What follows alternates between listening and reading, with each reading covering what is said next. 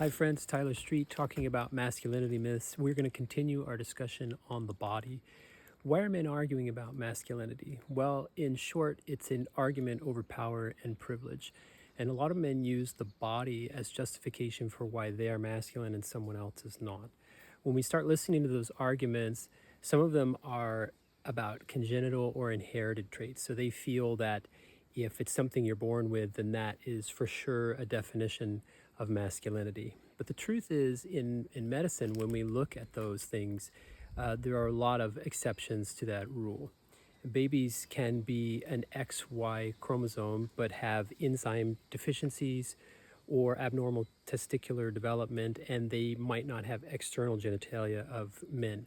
Also, the SRY gene could be on X chromosomes. So someone could have XX, which is typically considered feminine or female, and then still develop male external genitalia.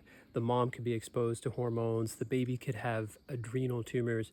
If you really want to take a deeper dive, it's beyond the scope of this conversation, but you should. You should read about this and educate yourself, especially if you're around people who are arguing, I'm a man because I was born with this. Those people, in truth, just don't know what they're talking about. They haven't really drilled down into the facts. They're all speaking from a fear or an insecurity.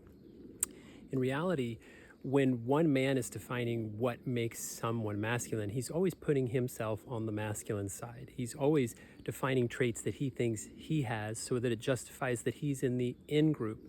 But all of those traits will break down on some level or not. For example, so a man might say, well, you have to be tall to be masculine. And then someone taller comes along and he changes his mind. Or you might have to have this genetics, but we talked about some of the genetic exceptions. So there are all kinds of unique fits for our bodies because our bodies are all different. So we really can't hang our hat on any of them if we're being truthful.